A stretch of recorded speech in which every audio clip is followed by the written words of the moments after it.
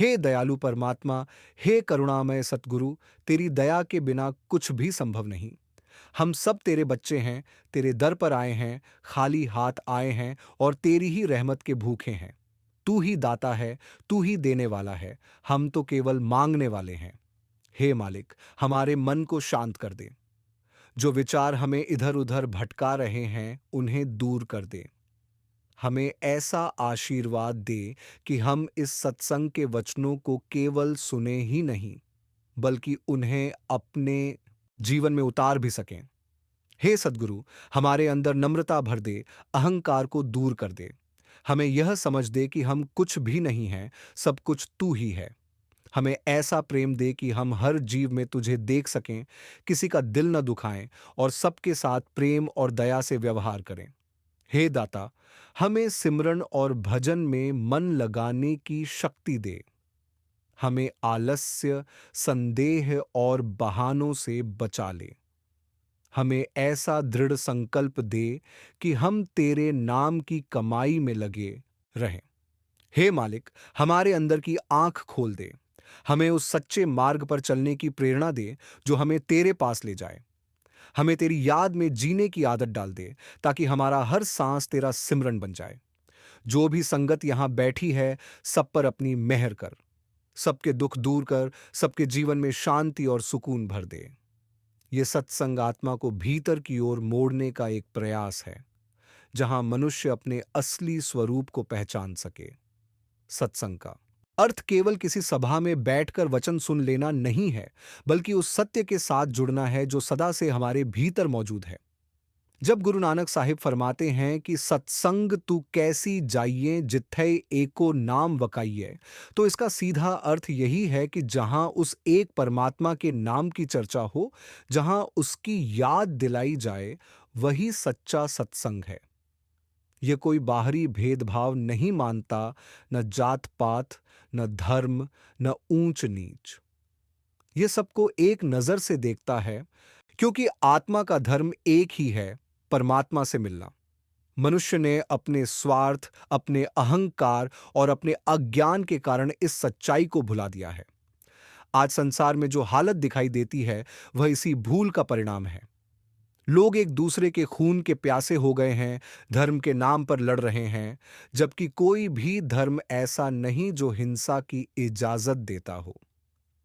हर धर्म प्रेम सिखाता है, दया सिखाता है, सेवा सिखाता है। फिर यह नफरत कहाँ से आई? यह नफरत मन से आई है। उस मन से जो हमेशा भटकाता है, जो कभी स्थिर नहीं रहता।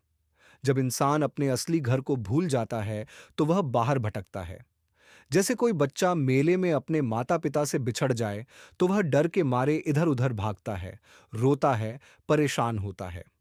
उसी तरह आत्मा इस संसार में भटक रही है, क्योंकि वह अपने असली मालिक से बिछड़ गई है। यह भटकाव ही दुख का कारण है। संतों ने हमेशा यही समझाया है कि यह संसार अस्थाई है, यहाँ कुछ भी स्थायी नहीं है। न शरीर रहेगा, न धन रहेगा, न रिश्ते रहेंगे। फिर भी इंसान इन्हीं चीजों में उलझा हुआ है। वह सोचता है कि यही सब कुछ है, लेकिन जब अंत समय आता है, तब उसे समझ में आता है कि उसने सारा जीवन व्यर्थ ही गंवा दिया। एक बार एक व्यक्ति बहुत बड़ा विद्वान था। उसने सारी किताबें पढ़ रखी थीं, वेद शास्त्रों का गहरा ज्ञान था। उसे अपने ज्ञान पर बहुत गर्व था। एक दिन वह एक संत के पास गया और बोला कि उसे परमात्मा का अनुभव चाहिए। संत ने मुस्कुराकर कहा कि पहले अपने भीतर झांक कर देखो।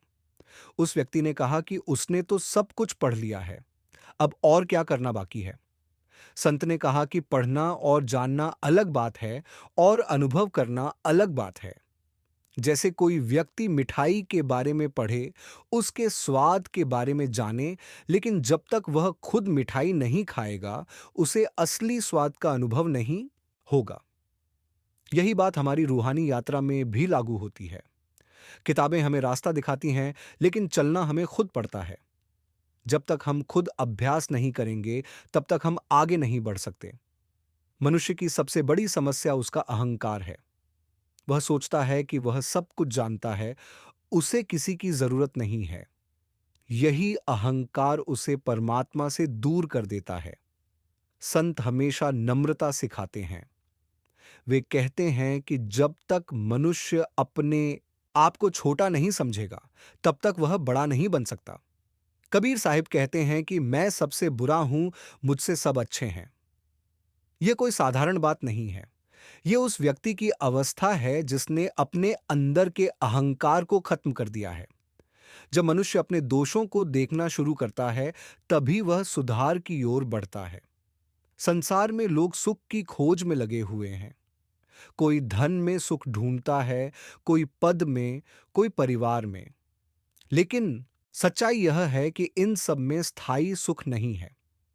यह सब अस्थाई हैं, और जो चीज अस्थाई है, वह स्थायी सुख कैसे दे सकती है?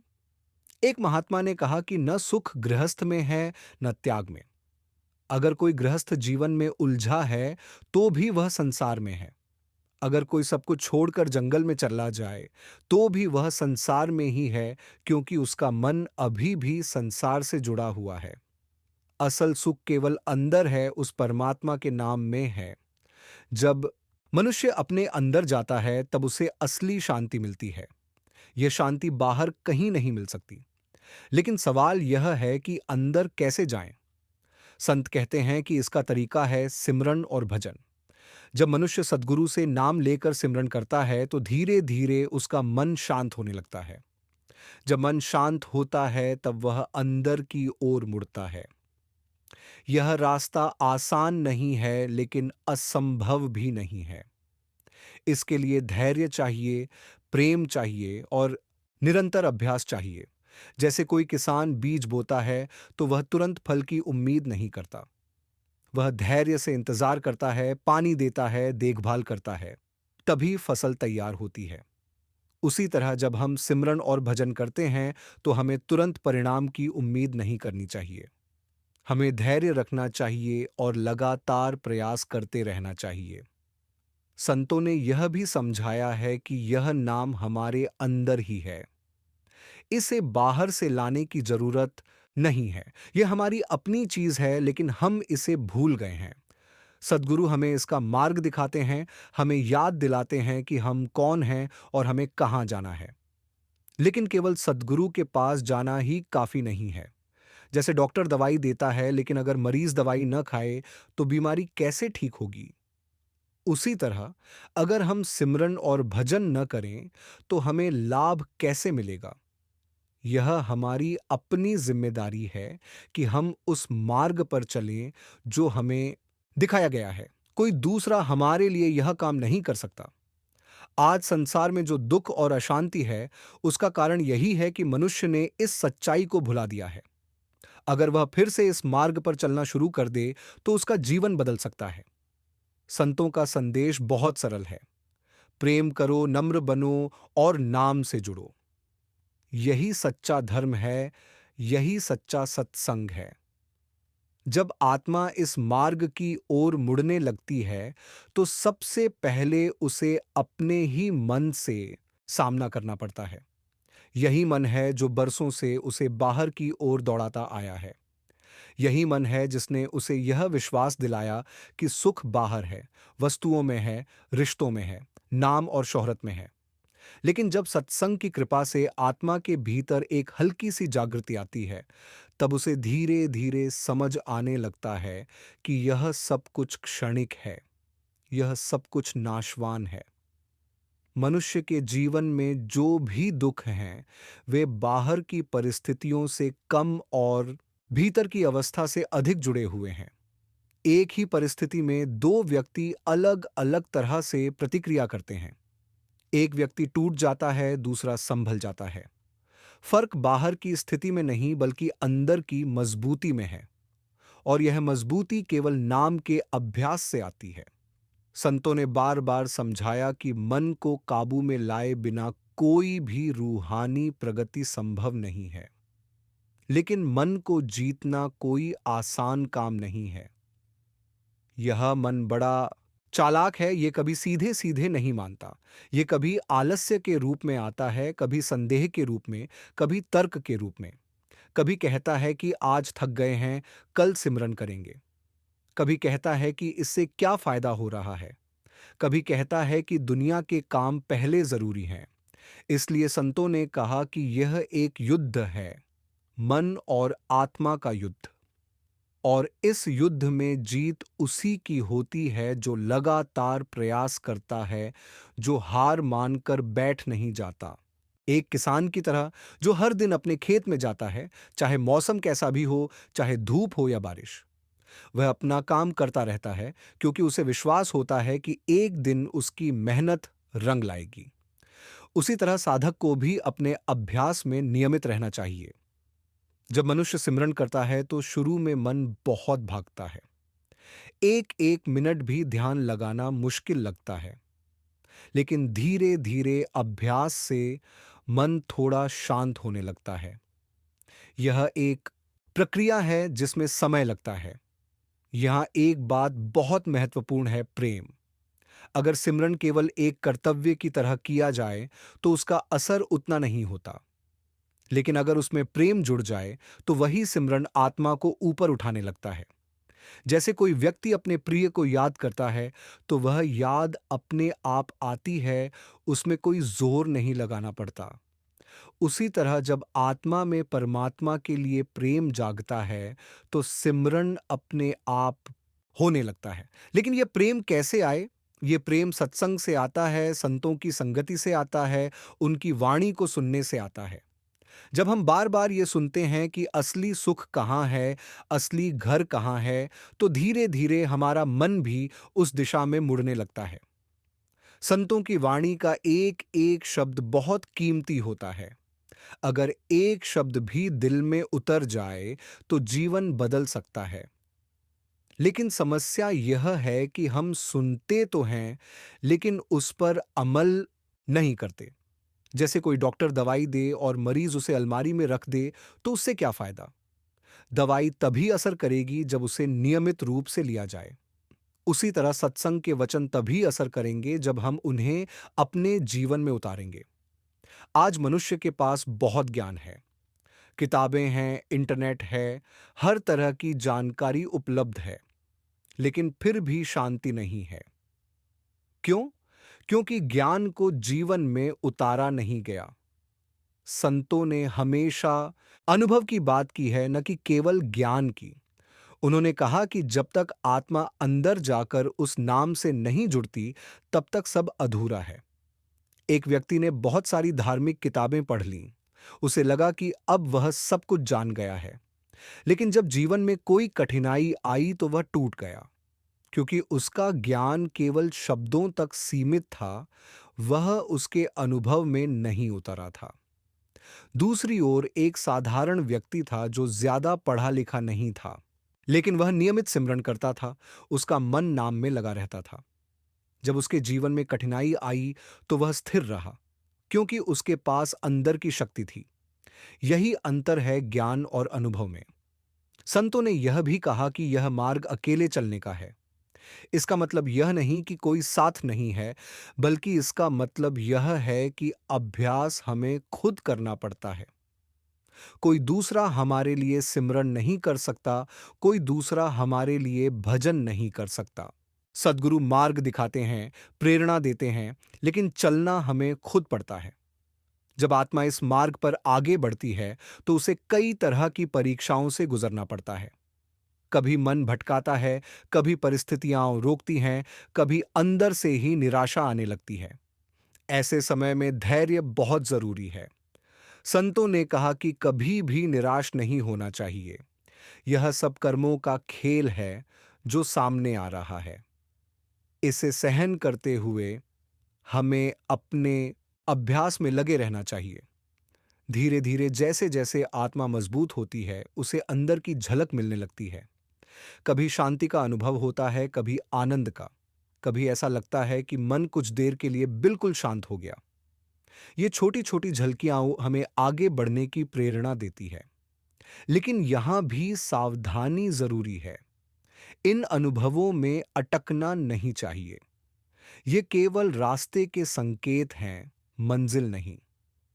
मंजिल है उस परमात्मा से मिलन, उस सच्चे घर में पहुंचना जहां से आत्मा आई है।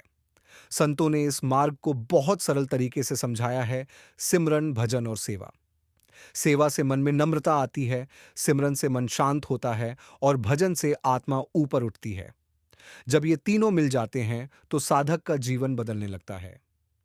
धीरे धीरे उसका नजरिया बदल जाता है। वह दुनिया को अलग नजर से देखने लगता है। जहां पहले उसे केवल स्वार्थ दिखाई देता था, अब उसे हर जगह परमात्मा का खेल दिखाई देने लगता है। उसके अंदर करुणा आती है, दया आती है, प्रेम आता है। वह दूसरों को दोष देना छोड़ देता है, क्योंकि उसे समझ में आता है कि हर कोई अपने अपने कर्मों के अनुसार चल रहा है। जब इंसान सत्संग की इन बातों को सुनता है तो उसके अंदर एक हलचल जरूर होती है। उसे लगता है कि जो कुछ अब तक करता रहा, शायद वह अधूरा था।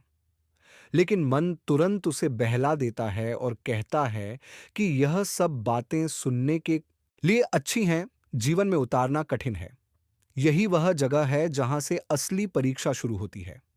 संतों ने बार बार समझाया कि धर्म केवल किताबों में पढ़ने की चीज नहीं है, बल्कि जीने की चीज है। अगर धर्म केवल पढ़ने तक सीमित रह जाए तो वह केवल ज्ञान बनकर रह जाता है, अनुभव नहीं बनता। और जब तक अनुभव न हो, तब तक आत्मा को सच्चा संतोष नहीं मिलता। आज संसार में जो हालत है, वह इसी बात का प्रमाण है कि इंसान ने धर्म को समझा नहीं, केवल उसका बाहरी रूप पकड़ लिया है। मंदिर, मस्जिद, गुरुद्वारा, चर्च, ये सब जगहें हमें उस एक परमात्मा की याद दिलाने के लिए हैं। लेकिन जब इन्हीं के नाम पर नफरत और हिंसा होने लगे, तो समझ लेना चाहिए कि हम रास्ते से भटक गए हैं। संतों की वाणी में जो दर्द है, वह इसी बात का है कि इंसान अपने असली धर्म को भूल गया है। धर्म का मतलब है अपने अंदर उस परमात्मा को खोजना, उससे जुड़ना और उसके प्रेम में जीना। लेकिन हमने धर्म को केवल बाहरी कर्मकांड तक सीमित कर दिया है। ख्वाजा हाफिज का यह कहना कि अगर तू शराब पी ले, कुरान को जला दे, काबा को भी नुकसान पहुंचा दे, तो शायद खुदा माफ कर दे। लेकिन अगर तू किसी इंसान का दिल दुखा दे, तो उसकी माफी नहीं। ये कोई साधारण बात नहीं है। इसका अर्थ बहुत गहरा है। इसका मतलब ये है कि परमात्मा का सबसे बड़ा मंदिर इंसान का दिल है। अगर हम उसी को तोड़ते हैं तो हम परमात्मा को ही दुख पहुंचा रहे हैं। शेख फरीद जी भी यही समझाते हैं कि अगर तू किसी का दिल दुखाता है, तो फिर तू धर्म की बात कैसे कर सकता है। ये सब वचन हमें अंदर झांकने के लिए मजबूर करते हैं। हमें खुद से पूछना चाहिए कि क्या हम सच में धर्म के रास्ते पर चल रहे हैं या केवल उसका दिखावा कर रहे हैं। जब इंसान इस सच्चाई को समझने लगता है, तब उसके अंदर एक प्यास पैदा होती है, उस सच्चे मार्ग को पाने की, उस सच्चे गुरु को पाने की जो उसे सही दिशा दिखा सके। जैसे जब कोई व्यक्ति बीमार होता है तो वह अच्छे डॉक्टर की तलाश करता है। वह हर किसी के पास नहीं जाता, बल्कि उस डॉक्टर के पास जाता है जिस पर उसे विश्वास हो कि वह उसे ठीक कर सकता है। उसी तरह जब आत्मा अपने दुख को पहचान लेती है, तो वह संत की तलाश करती है। संतों को रूहानी डॉक्टर कहा गया है, क्योंकि वे हमारी उस बीमारी का इलाज करते हैं जो दिखाई नहीं देती। मन की बीमारी, अहंकार की बीमारी, माया की बीमारी। लेकिन यहां भी एक बात समझने की है, संत केवल रास्ता दिखाते हैं, इलाज बताते हैं, लेकिन दवाई हमें खुद खानी पड़ती है। अगर हम केवल उनके पास जाकर बैठ जाएं, उनके वचन सुन लें, लेकिन उनके बताए हुए मार्ग पर न चलें, तो फिर कोई फायदा नहीं होगा। ये बात बहुत सरल है, लेकिन इसे समझना और अपनाना उतना ही कठिन है, क्योंकि मन हमेशा आसान रास्ता ढूंढता है। वह चाहता है कि बिना मेहनत के सब कुछ मिल जाए। एक बार एक व्यक्ति संत के पास आया और बोला कि उसे शांति चाहिए। संत ने पूछा कि क्या वह सिमरन करता है। उसने कहा कि समय नहीं मिलता। संत ने कहा कि फिर शांति कैसे मिलेगी? अगर खेत में बीज ही न बोया जाए तो फसल कैसे उगेगी? यह संसार एक खेत की तरह है और हमारा जीवन एक अवसर है। इसमें जो हम बोएंगे वही काटेंगे। अगर हम नाम का बीज बोएंगे तो शांति और आनंद की फसल उगेगी। अगर हम माया और अहंकार का बीज बोएंगे तो दुख और अशांति ही मिलेगी। संतों ने यह भी समझाया कि यह नाम हमारे अंदर ही है। यह कोई बाहर की चीज नहीं है। यह हमारी आत्मा का असली भोजन है। लेकिन हम इसे भूल गए हैं और बाहर की चीजों में सुख ढूंढ रहे हैं। जैसे कोई व्यक्ति अपने घर में खजाना रखकर बाहर भीख मांगने चला जाए, वैसे ही हम हैं। हमारे अंदर परमात्मा का खजाना है, लेकिन हम उसे पहचानते नहीं और बाहर भटकते रहते हैं। जब सद्गुरु से नाम मिलता है तो वह हमें उस खजाने का रास्ता बताते हैं। लेकिन केवल रास्ता बताना काफी नहीं है, उस पर चलना भी जरूरी है। गुरु अर्जन साहिब ने अपने अनुभव से यह कहा कि उन्होंने बहुत कुछ किया, वेद पढ़े, शास्त्र पढ़े, योग किया, तप किया, लेकिन जब तक नाम का अभ्यास नहीं किया तब तक कुछ भी हासिल नहीं हुआ, बल्कि अहंकार और बढ़ गया। यह बात हमें बहुत गहराई से समझनी चाहिए। आज भी बहुत लोग यही गलती कर रहे हैं। वे सोचते हैं कि ज्यादा पढ़ लेने से, ज्यादा पाठ कर लेने से, ज्यादा पूजा कर लेने से उन्हें मुक्ति मिल जाएगी। लेकिन अगर अंदर कोई बदलाव नहीं आया, अगर मन वैसा का वैसा ही है, तो फिर यह सब किस काम का? तुलसी साहिब ने भी यही कहा कि अगर 4 वेद, 18 पुराण, 9 व्याकरण और 6 शास्त्र भी पढ़ लिए, लेकिन अगर आत्मा नाम से नहीं जुड़ी तो सब व्यर्थ है। ये सब बातें हमें एक ही दिशा में ले जाती हैं कि हमें अंदर जाना है, अपने आप को पहचानना है और उस परमात्मा से जुड़ना है जो हमारे अंदर है। लेकिन अंदर जाना इतना आसान नहीं है। मन हमेशा बाहर की ओर भागता है, वह कभी स्थिर नहीं रहता। इसलिए संतों ने सिमरन और भजन का मार्ग बताया। सिमरन से मन धीरे धीरे शांत होता है और भजन से आत्मा ऊपर उठती है। यह एक प्रक्रिया है जिसमें समय लगता है, धैर्य लगता है। जब हम नियमित अभ्यास करते हैं तो धीरे धीरे मन की पकड़ ढीली होने लगती है। हमें अंदर की शांति का अनुभव होने लगता है। यह अनुभव हमें और आगे बढ़ने की प्रेरणा देता है। लेकिन यहां भी एक खतरा है, अहंकार का। जैसे ही कुछ अनुभव होता है, मन तुरंत कहता है कि अब हम कुछ बन गए हैं। यही सबसे बड़ा धोखा है। संतों ने हमेशा नम्रता पर जोर दिया है। उन्होंने कहा कि जितना आगे बढ़ो उतना ही अपने आप को छोटा समझो। गुरु नानक साहिब ने धुरधाम तक पहुंचकर भी यही कहा कि उन्हें कुछ नहीं आता। यह उनकी महानता है और हम यहां बैठे बैठे ही अपने आप को बड़ा समझने लगते हैं। कबीर साहिब का यह कहना कि मैं सबसे बुरा हूं, यह हमें सिखाता है कि जब तक हम अपने अंदर के दोषों को नहीं देखेंगे, तब तक हम आगे नहीं बढ़ सकते। जब मनुष्य नम्र होता है, तभी वह सच्चा ज्ञान प्राप्त कर सकता है, क्योंकि नम्रता में ही ग्रहण करने की क्षमता होती है। संतों का मार्ग प्रेम और नम्रता का मार्ग है। इसमें जोर जबरदस्ती नहीं है, इसमें हट नहीं है। यह सहज मार्ग है जिसमें धीरे धीरे आत्मा अपने असली घर की ओर लौटती है। और जब आत्मा इस मार्ग पर आगे बढ़ती है तो उसे समझ में आता है कि असली सुख कहाँ है। तब उसे न बाहर की चीजों में आकर्षण रहता है, न माया में फंसाव। जब आत्मा इस मार्ग पर चलते चलते थोड़ा परिपक्व हो जाती है, तब उसके अंदर एक गहरी समझ जन्म लेने लगती है।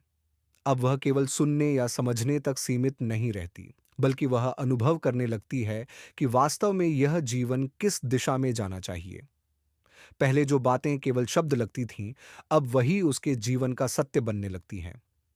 मनुष्य का सबसे बड़ा भ्रम यही है कि वह सोचता है कि समय बहुत है। वह कहता है कि अभी संसार के काम कर लें, भजन सिमरन बाद में कर लेंगे। लेकिन यह बाद में कभी आता नहीं। जीवन धीरे धीरे बीत जाता है और जब होश आता है तब बहुत देर हो चुकी होती है। एक व्यक्ति था जो हमेशा यही कहता था कि अभी तो जवान है, अभी तो बहुत समय है, बुढ़ापे में भजन कर लेंगे। लेकिन जीवन ने उसे मौका ही नहीं दिया। अचानक बीमारी आई और कुछ ही समय में शरीर छूट गया। उस समय उसे यही पछतावा था कि काश उसने पहले ही समय निकाल लिया होता। इसीलिए संत बार बार समझाते हैं कि जो करना है अभी करना है। यह वर्तमान ही हमारे हाथ में है। न बीता हुआ समय हमारे पास है, न आने वाला समय निश्चित है। सद्गुरु जब नाम देते हैं तो वह केवल एक रस्म नहीं होती, वह एक जिम्मेदारी होती है। वह हमें एक रास्ता दिखाते हैं, एक दवाई देते हैं। अब यह हमारे ऊपर है कि हम उस दवाई को नियमित रूप से लें या नहीं।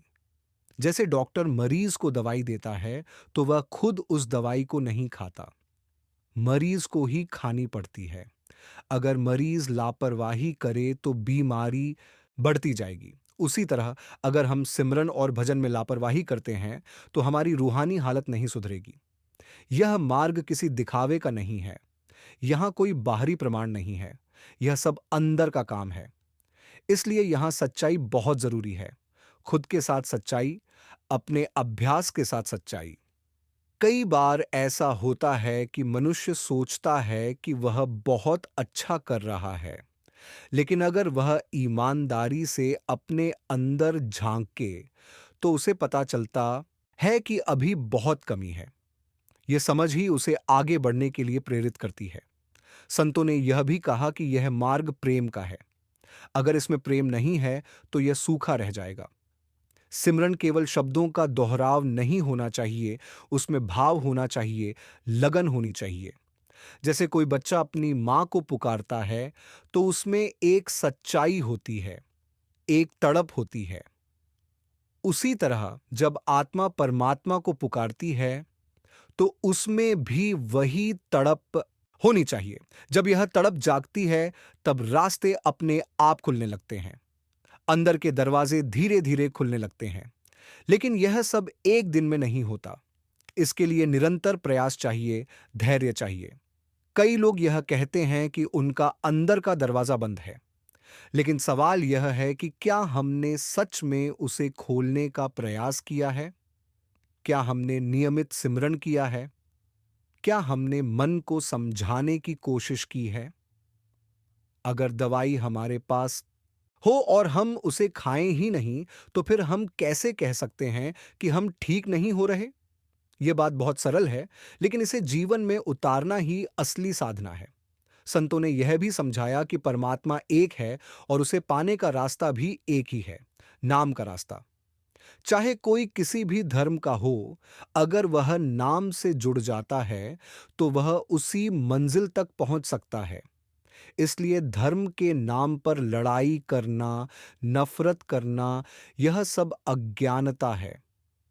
जब तक हम बाहर के भेदभाव में उलझे रहेंगे, तब तक हम अंदर नहीं जा सकते। जब आत्मा अंदर जाती है, तब उसे पता चलता है कि सब एक ही हैं। वहां कोई भेदभाव नहीं है, वहां केवल प्रेम है, शांति है। लेकिन यह अनुभव केवल सुनने से नहीं आता, इसे खुद अनुभव करना पड़ता है। आज बहुत लोग पाठ करते हैं, पूजा करते हैं, लेकिन अगर उनसे पूछा जाए कि क्या उन्होंने अंदर कुछ देखा, कुछ अनुभव किया, तो जवाब अक्सर नहीं होता। यह कोई दोष नहीं है, यह केवल एक संकेत है कि अभी हमें आगे बढ़ना है, अभी हमें अभ्यास को गहरा करना है। जैसे अगर कोई व्यक्ति खाना बनाने की किताब पढ़ता रहे, लेकिन कभी खुद खाना न बनाए, तो उसे कभी स्वाद नहीं मिलेगा। उसी तरह अगर हम केवल पढ़ते रहें और अभ्यास न करें, तो हमें कभी अनुभव नहीं मिलेगा। इसलिए संतों ने कहा कि जो भी ग्रंथ कहते हैं, उसे जीवन में उतारो। केवल पढ़ने से कुछ नहीं होगा। जब आत्मा धीरे धीरे इस मार्ग पर आगे बढ़ती है, तो उसके अंदर एक परिवर्तन आता है। अब उसे बाहर की चीजों में उतना आकर्षण नहीं रहता। उसका मन धीरे धीरे स्थिर होने लगता है। वह हर परिस्थिति में संतुलित रहने लगता है। उसे यह समझ आ जाती है कि जो कुछ हो रहा है, वह कर्मों के अनुसार हो रहा है। इससे वह शिकायत करना छोड़ देता है। उसके अंदर कृतज्ञता आ जाती है, परमात्मा के प्रति, सतगुरु के प्रति। एक समय आता है जब आत्मा को अंदर से बुलावा महसूस होने लगता है, जैसे कोई उसे खींच रहा हो। यह वही नाम की शक्ति है जो उसे अपने स्रोत की ओर ले जा रही होती है। और जब यह खिंचाव बढ़ता है, तब संसार की पकड़ अपने आप ढीली होने लगती है। यही वह अवस्था है जहां से असली यात्रा शुरू होती है। संतों ने कहा है कि जीते जी मरना सीखो। इसका अर्थ यह नहीं कि शरीर को खत्म कर दो, बल्कि इसका अर्थ है कि मन की इच्छाओं को, अहंकार को धीरे धीरे खत्म करो। जब मन शांत होता है, तब आत्मा ऊपर उठती है। और जब आत्मा उस ऊंचाई तक पहुंच जाती है जहां से वह आई है, तब उसे असली शांति मिलती है, असली आनंद मिलता है। एक साधारण व्यक्ति था जो जीवन भर संसार के कामों में लगा रहा। उसे कभी समय नहीं मिला भजन के लिए। लेकिन जीवन के अंतिम समय में उसे एक संत मिले। संत ने उसे केवल इतना कहा कि जो समय बचा है उसे नाम में लगा दे। उस व्यक्ति ने पूरे प्रेम और लगन से सिमरन शुरू किया। कुछ ही दिनों में उसके अंदर एक बदलाव आने लगा। उसका चेहरा शांत हो गया। उसकी आंखों में एक अलग सी चमक आ गई। जब उसका अंतिम समय आया तो वह बिल्कुल शांत था, जैसे किसी ने उसे अपने पास बुला लिया हो। यह संतों की कृपा है, यह नाम की महिमा है। अगर हम भी अपने जीवन में थोड़ा समय निकाल लें, थोड़ी मेहनत कर लें, तो हम भी इस अनुभव को पा सकते हैं। अंत में यही कहना है कि यह जीवन बहुत कीमती है, इसे व्यर्थ न गवाएं। सद्गुरु ने जो मार्ग दिखाया है, उस पर चलने की कोशिश करें। नम्रता रखें, प्रेम रखें और नाम से जुड़ें। कहा जाता है कि जब एक बच्चा गिरता है, तो मां उसे उठाने के लिए दौड़ती है। उसी तरह जब आत्मा सच्चे दिल से परमात्मा को पुकारती है, तो वह भी उसे उठाने के लिए दौड़ता है। बस जरूरत है सच्चाई की, प्रेम की और निरंतर प्रयास की। अंत में एक घटना याद आती है बाबा जी के समय की। एक व्यक्ति बहुत परेशान था। उसने पूछा कि उसे शांति क्यों नहीं मिलती। जवाब मिला कि शांति बाहर नहीं, अंदर है। जितना समय बाहर भटकने में लगाया है, अगर उसका थोड़ा सा हिस्सा भी अंदर जाने में लगा दे, तो सब बदल सकता है। परमात्मा की राह बहुत सीधी है, लेकिन मन उसे कठिन बना देता है। जो इस सरलता को समझ लेता है, वही सच्चे अर्थों में धन्य हो जाता है। जो नाम में रंग गया, वही सच्चा है, वही मुक्त है। रूहानी राह साझा करें, टिप्पणी करें, पसंद करें, सदस्यता